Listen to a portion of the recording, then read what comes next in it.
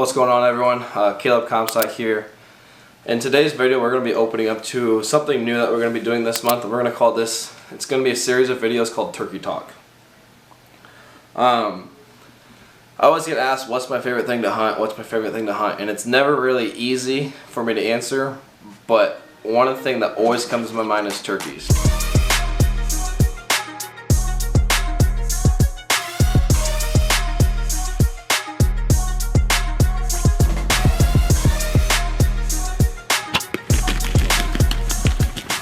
I absolutely love chasing turkeys. I shot my first turkey with my bow at the age of 10. It's just, turkey hunting is something I love doing every single year, whether it's me actually hunting or me behind the camera filming or just taking pictures. I absolutely love turkey hunting. So in these series of Turkey Talk videos, I am going to be giving some tips, and then we're going to be doing some videos from last year, kind of like a breakdown of how the hunt went down. I know Alex is going to be dropping his Nebraska video from last year. So the first video of Turkey Talk that we're going to be talking about today is what we're going to call Talking Turkey. It's talking the talk. It is knowing when to call, how to call, the different types of calls, locating turkeys, all the things that go into turkey hunting is what we're going to call Talking the Talk.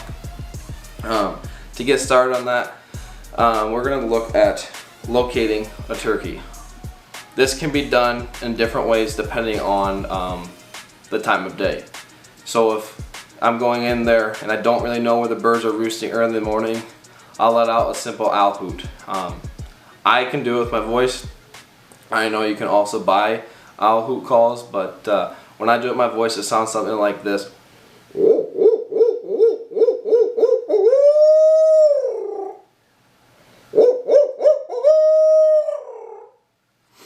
Usually that gets the turkeys fired up when they're on the roost on the limb in the mornings, or even at night when they're flying up to roost.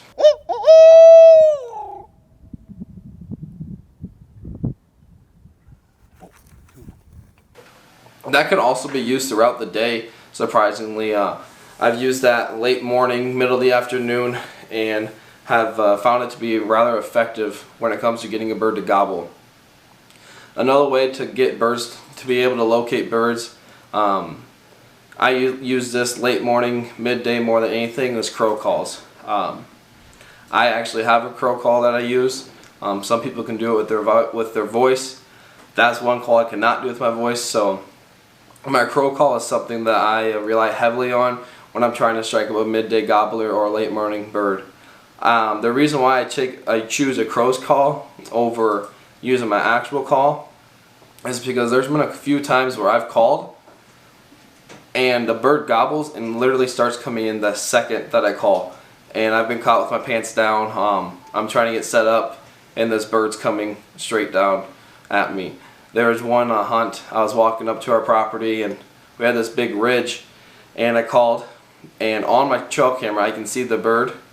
He gobbles, and then the next picture he's running at me, and then I start walking up the ridge to get set up on him, and then the next picture on camera he's running away from the camera. So the bird was coming in as I called, then he saw me or heard me moving up the ridge, and he took off running the opposite way.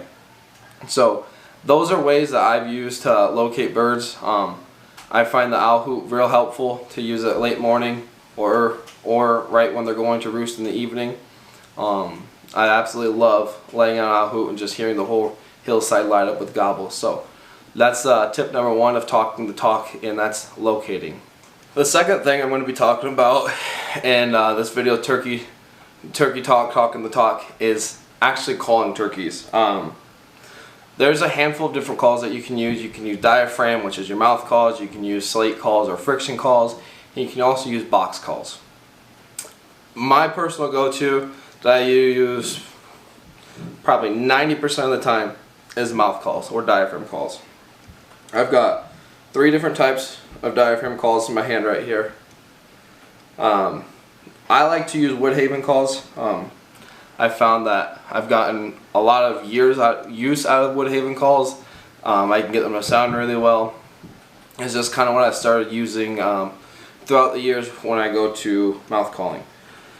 With the diaphragm call, you are going to get different sounds, different raspiness, the different types, like how easy it is to blow, how hard it is to blow, depending on your reed cut. I actually just bought a new call 2 days ago, and it's a bat wing call. So you can see the reeds are cut kind of like a bat wing. I'm just getting the hang of this call and have actually really enjoyed moving my tongue around to make different sounds on it. This is a ghost cut call. It's cut out in the middle. Super easy call to blow. This is more of a quiet sound for me, whereas this bat wing can get a lot louder. I can do more things on this bat wing call than I can on the ghost call. So when it comes to diaphragm calling, a mouth call, you're going to put it in your mouth, obviously, and it all depends on your tongue, how much tongue pressure you put on it, where the call sits in your mouth, and then one thing to remember is when you are calling with the diaphragm, you want to bring that air up from your lungs. You don't want to use your mouth to blow on it, if that makes sense. You don't want to, like you're blowing a balloon. You want to use your lungs like you're kind of like you're blowing out hot air, where it goes,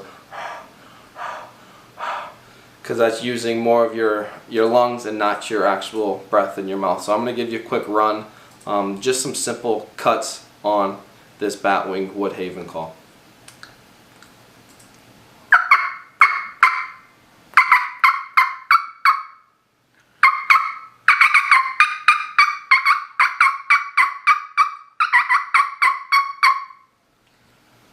That's just simple cutting.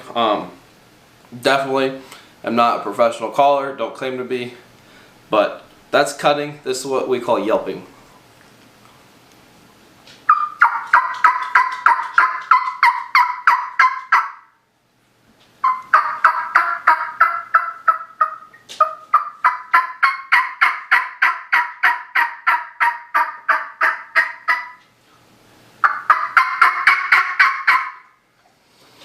So yelping is kind of putting it more together. It's more of a consistent pattern to it. And then you can put yelping and cutting together, which would sound something like this.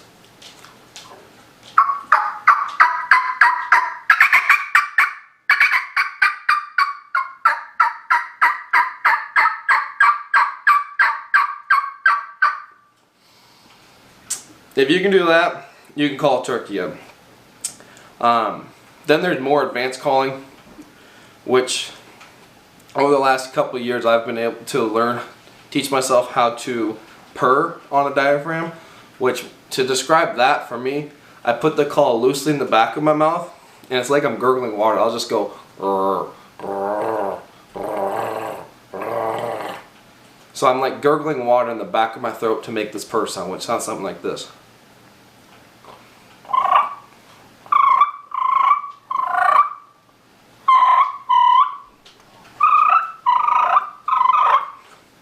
This is what it sounds like on a different cut call.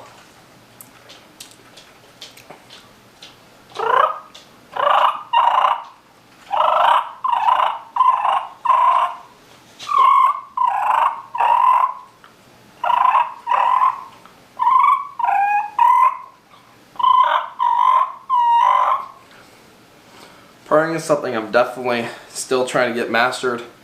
It's just for me to find that constant rhythm and that constant beat. And then the last thing that I've been playing around with this new batwing call is getting like a whine or kiki out of it. Now a kiki and a whine is not a call that you hear a lot. It's more of a call that you hear in the fall. But I like to throw that in there on birds that are just being a little finicky and hung up. And I've had pretty good success using a kiki here, just a time or two on those more stubborn birds. And that sounds something more like this.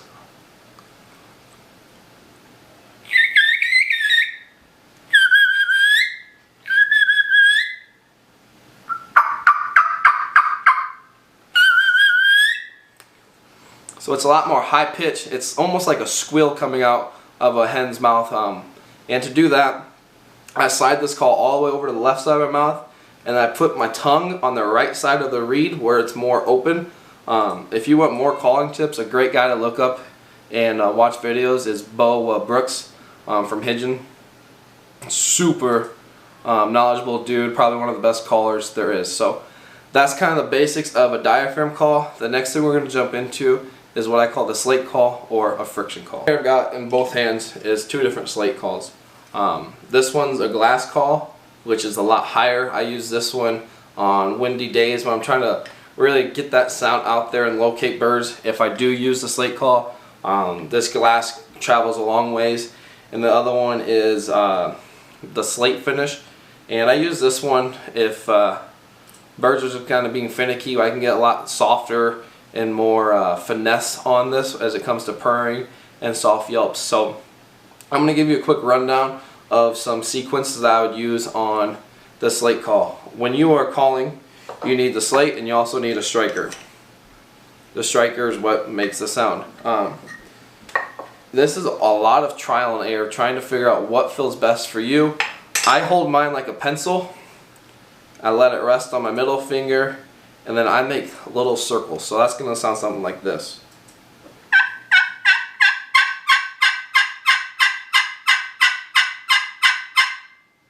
That's just a simple yelping. And then we're going to get into cutting, which would be something like this. It's just more like a strike. You're just striking down on the slate.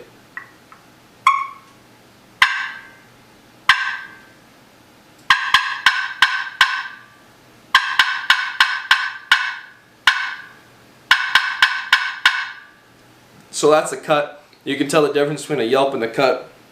The yelp is more continuous, and you got the cut. It was just like pop, pop, pop, pop, pop, pop, pop. And if you put them together, it can sound something like.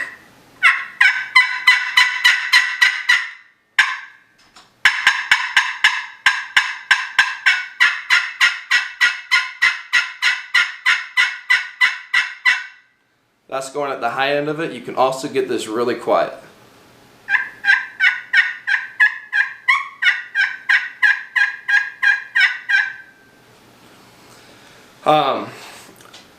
Sometimes we'll throw in the mixture of a mouth call and a diaphragm call. There was a hunt this year. I was actually Alex's Nebraska hunt where this bird got hung up, and I'm sitting kind of behind my brother and he's below me, and he pulls out his slate call and just starts going real soft, like just a different sound of the hen that I was giving. And as soon as that Tom heard that, he pops his head straight up and he's looking immediately to try and figure out where that other hen is coming from. And that actually ended up pulling the bird straight to the decoy. And you'll have to see Alex's hunt, how that hunt turned out from that. But that was how we use a mouth call and a slate call at the same time to pull that bird in together. And I also talked about how you can purr on this. And when you're purring on a slate call, I just slowly drag the striker. So it's going to sound something like this.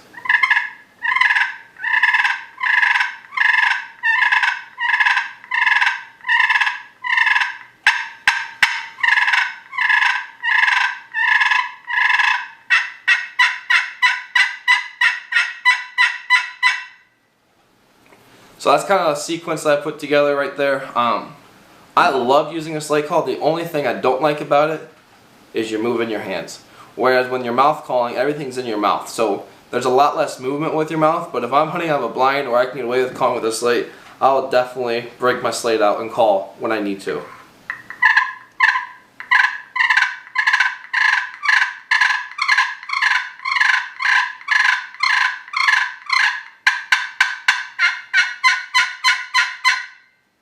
The more aggressive purrs I just gave you is kind of like when the birds are in a fight. You're going to hear that constant purring and clucking and cutting, and that's signaling like a turkey fight. So that's the slate call. The glass is kind of the same thing. It's just higher pitch. And the calls that I use are Grable game calls, which are actually made not far from where I live here in Nebraska. So those are the two types of calls that I use all year round when it comes to turkey hunting. The next thing we're going to talk about is discussing, can you overcall? Can you overcall? Yes.